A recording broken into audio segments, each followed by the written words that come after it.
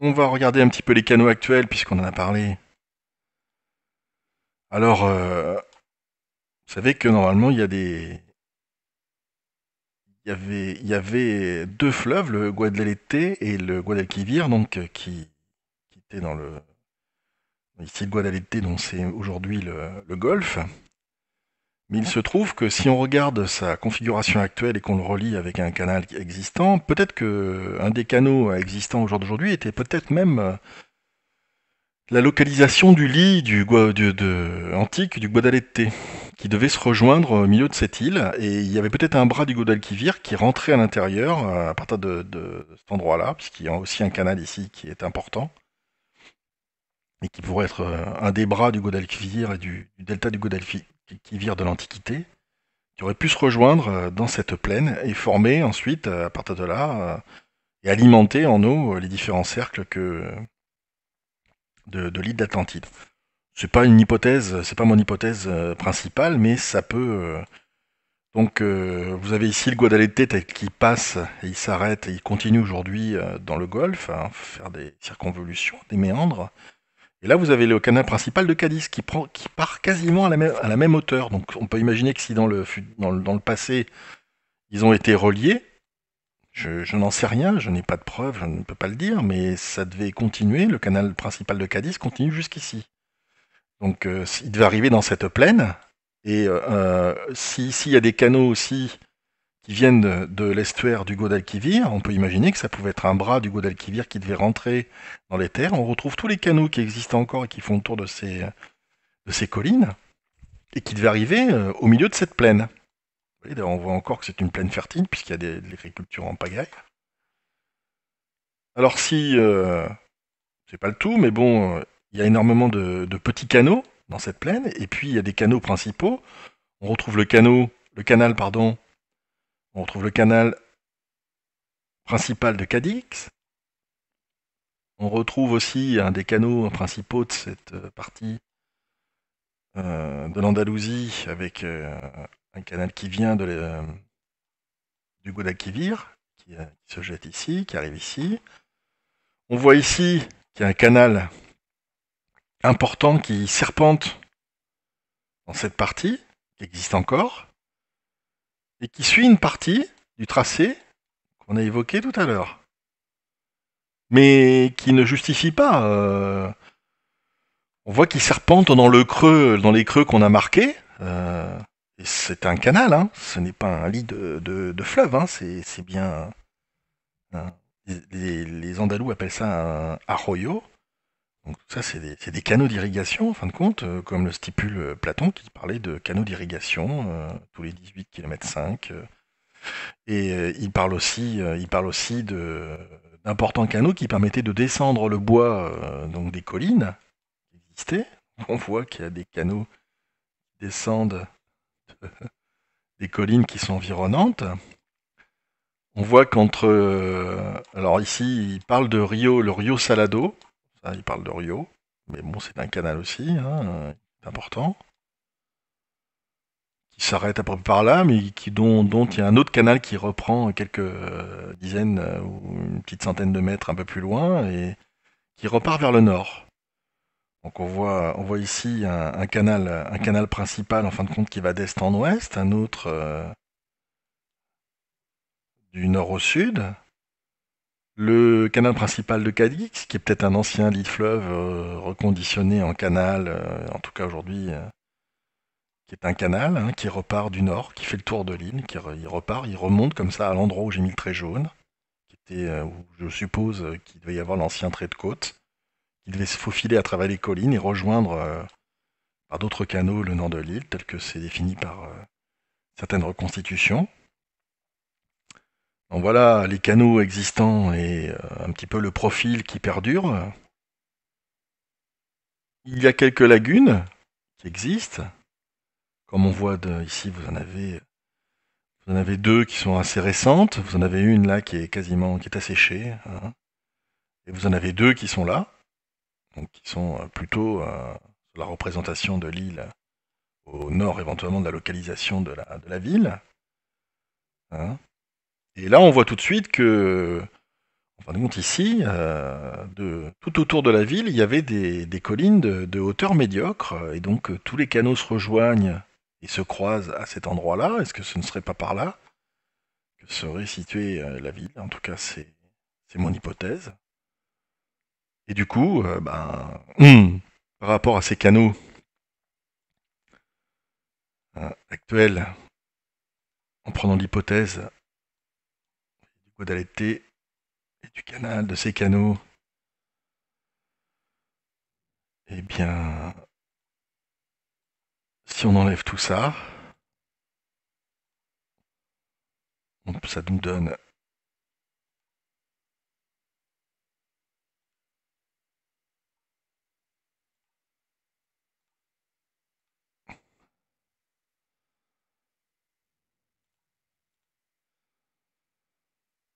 avec une tranchée de 5 km, à peu près mise à 9,5 km de l'entrée du port, là où située la muraille où on a trouvé les pavés à 7 mètres de profondeur.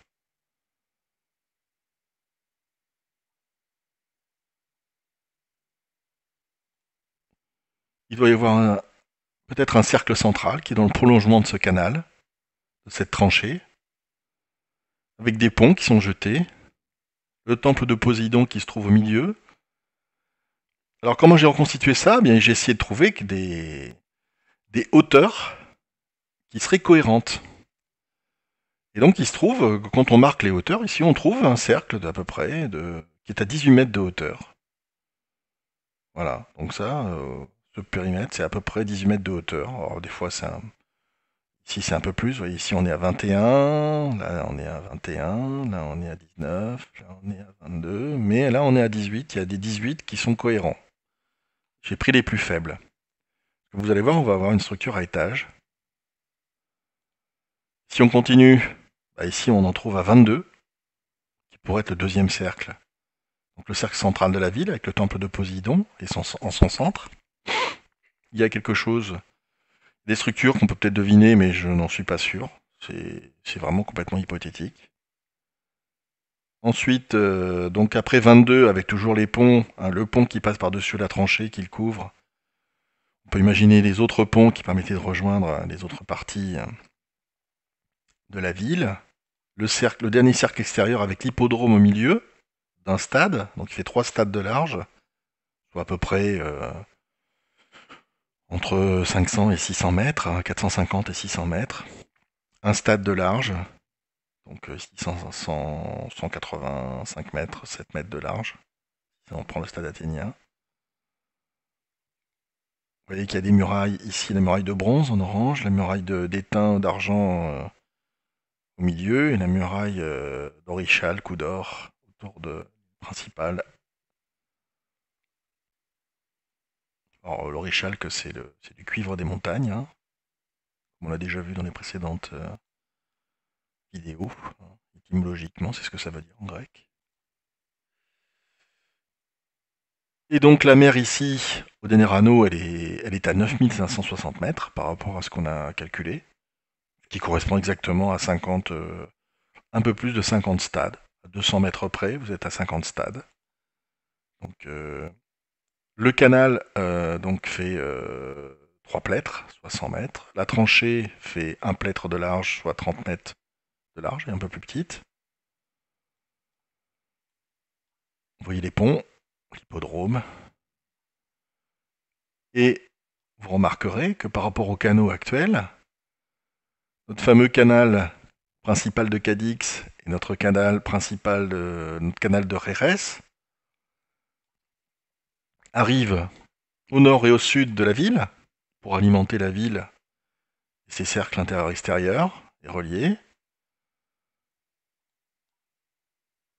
Platon décrit aussi que la ville était entourée d'une dernière enceinte qui était à 50 stades du dernier anneau extérieur de la ville.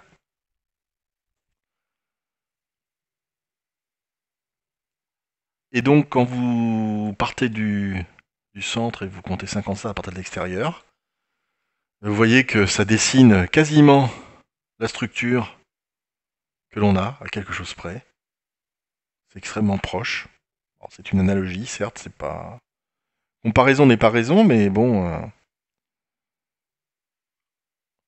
Et si je vous remets... Si je vous remets les différents canaux,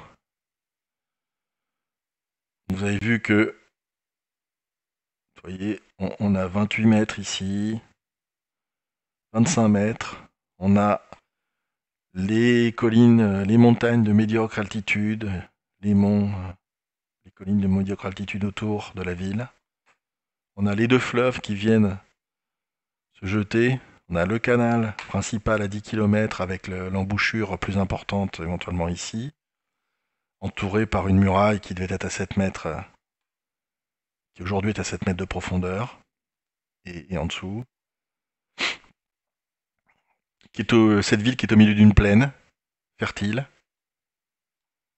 et qui par ce goulet a dû être submergée par un tsunami qui est arrivé donc entre 12 et 17 km à l'intérieur. Donc 12 et 17 km à l'intérieur, vous voyez que ça correspond exactement.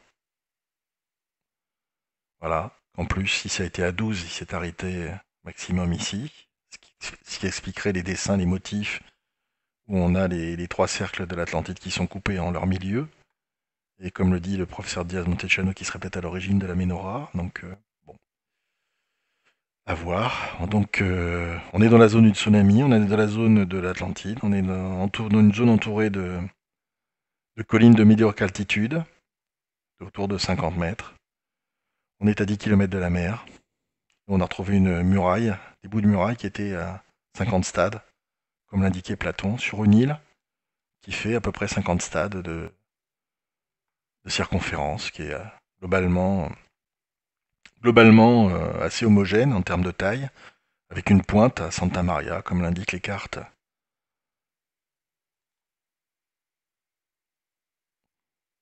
Comme l'indiquent les cartes égyptiennes.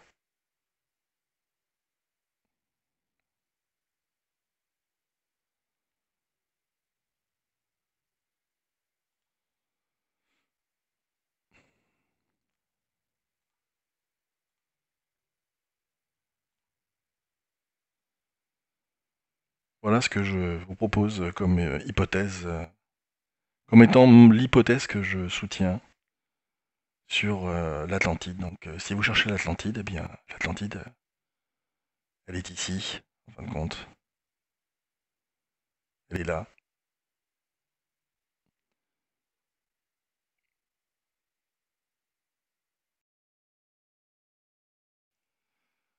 Voilà la deuxième carte qui permet un petit peu de se donner un autre point de vue. J'imagine que ceux-ci ne sont pas forcément des lagunes, mais ça peut être aussi les deux sources qui existaient sur l'île de l'Atlantide. Donc existe-t-il des sources de ce côté-là? Je n'en sais rien, s'il existe encore. En tout cas, on voit les différents anneaux, on voit la localisation, on voit l'île de Cadix, les fameuses colonnes d'Hercule, qui permettaient de savoir que l'île était juste après, juste devant. On voit la forme, on devine ici le canal qui est à l'échelle, donc on le voit, on distingue à peine, hein, mais que les Égyptiens ont mis de façon schématique. On voit ici une île qui est un petit peu plus droite, hein, et ici une pointe, avec ici quelque chose qui est un peu plus renflé, et là quelque chose qui devait un peu plus être renflé. On devine aussi les collines de médiocre hauteur.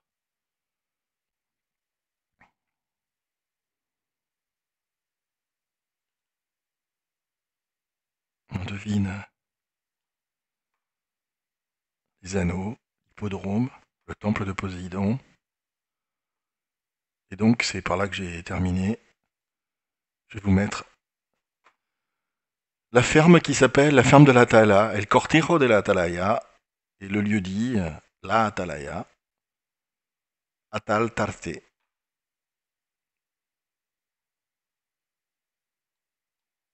Je vous remercie de votre attention. N'hésitez pas à me lâcher un petit pouce, comme on dit, si vous avez apprécié cette vidéo et si vous êtes intéressé par la discussion ou autre, n'hésitez pas à m'indiquer vos réserves, vos remarques. Ça n'a pas la prétention d'être parfait, mais en tout cas, par rapport aux hypothèses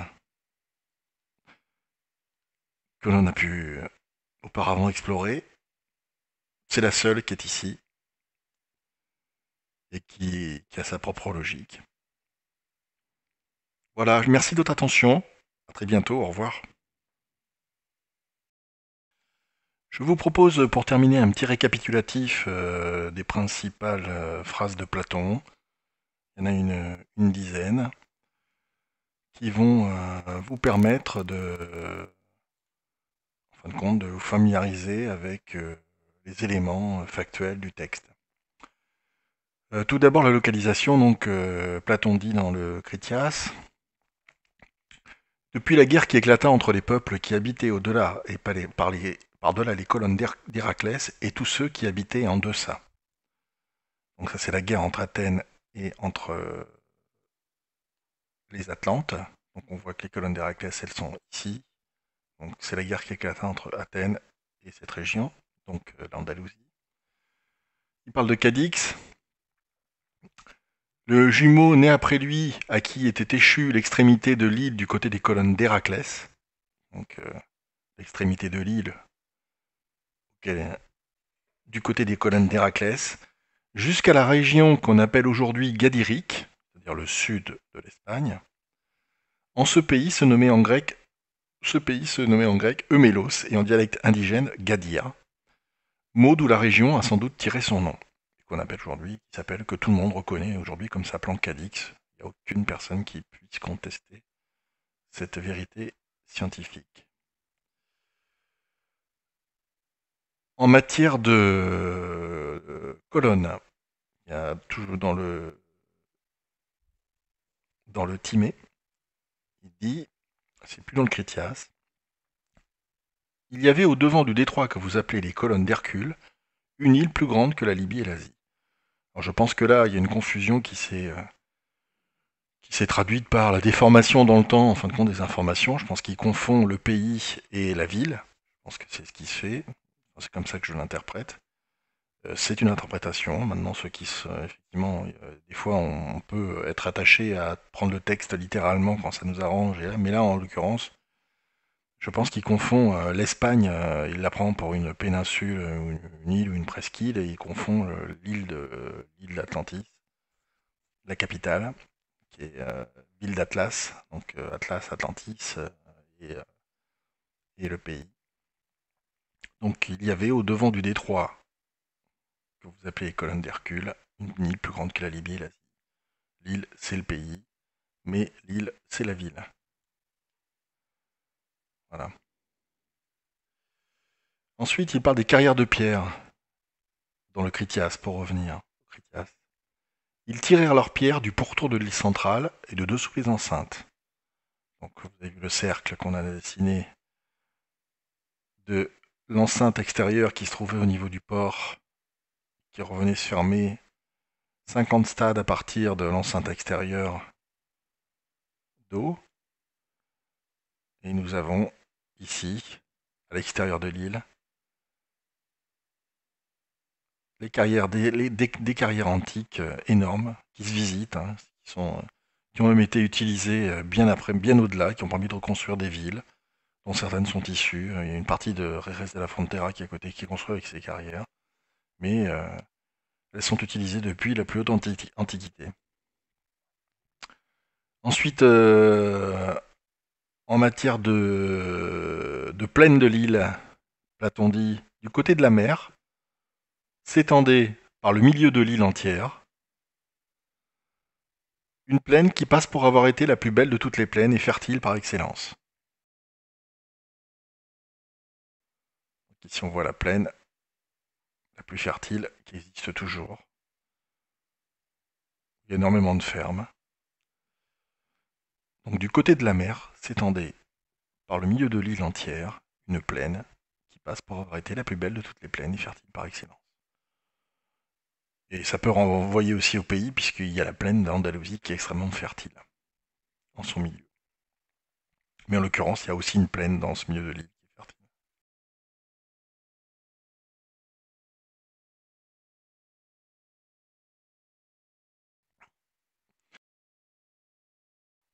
Maintenant, parlons un petit peu des montagnes. Vers le centre de cette plaine, à environ 50 stades du centre, on voyait à environ 50 stades, on voyait une montagne qui était partout de médiocre altitude. Vers le centre de cette plaine, à une distance d'environ 50 stades, on voyait une montagne qui était partout de médiocre altitude. C'est-à-dire que si on se met à 50 stades à peu près, au milieu de la plaine, on voit des montagnes de médiocre altitude.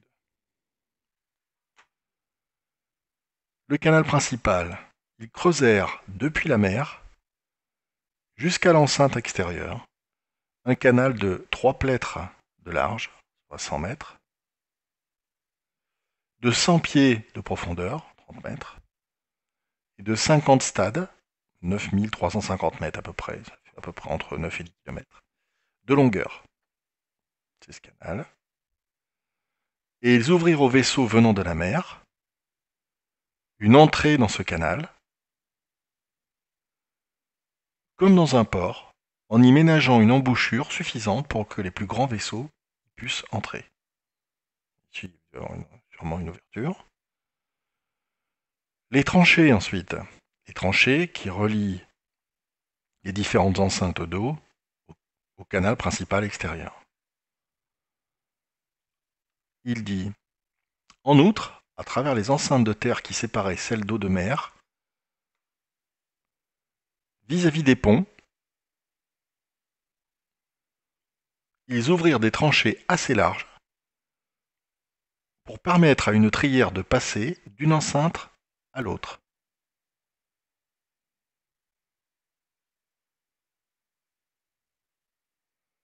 Cette tranchée, elle faisait un plêtre, qu'il le précise plus loin, soit 30 mètres, soit le tiers du canal principal. Il ouvre des tranchées à travers les cercles pour permettre de rejoindre le canal principal.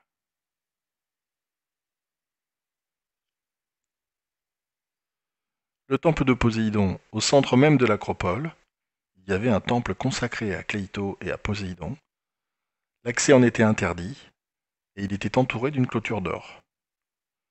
Le temple de Poséidon lui-même était long d'un stade, soit 187 mètres en longueur, large de 3 plêtres, à peu près 100 mètres, 90 à 100 mètres, et d'une hauteur proportionnée à ses dimensions.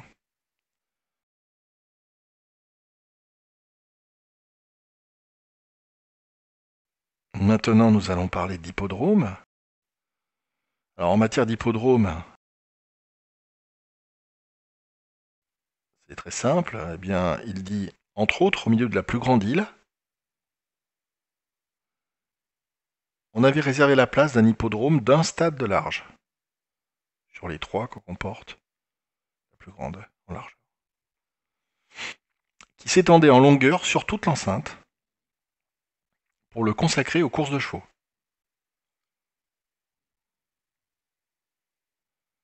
Et enfin,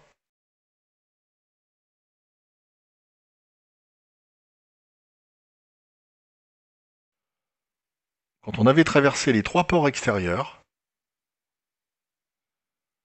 donc qui correspondent aux différents anneaux, cercles, on trouvait un mur circulaire commençant à la mer, et partout distant de 50 stades de la plus grande enceinte de son port. Donc ici, c'est les 50 stades, c'est les 9350 mètres. Donc si on fait un cercle autour, vous voyez que globalement,